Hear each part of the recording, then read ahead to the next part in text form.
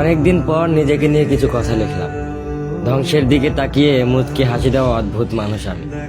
হয়তো আমি পাগল, হয়তো অনুভূতির ভিতরে কোন এক গভীর অতল দুঃখ বাসা বেঁধেছে।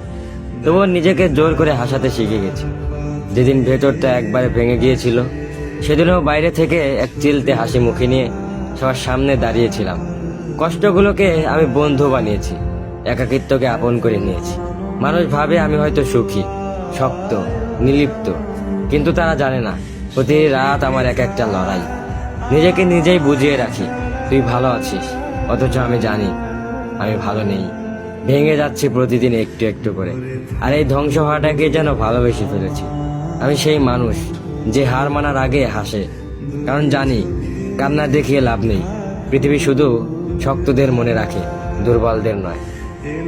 তাই আমি অদ্ভুত, আমি অনুভূতির আগুনে পুড়ে যাওয়া নীরব যোদ্ধা। আমার জীবন কোনো সুখের গল্প নয়, এটা নিঃশব্দ বিপ্লব, যেখানে হাসির আড়ালে লুকানো থাকে হাজারো না বলা কথা, ভাঙা স্বপ্ন, হারিয়ে যাওয়া আমি।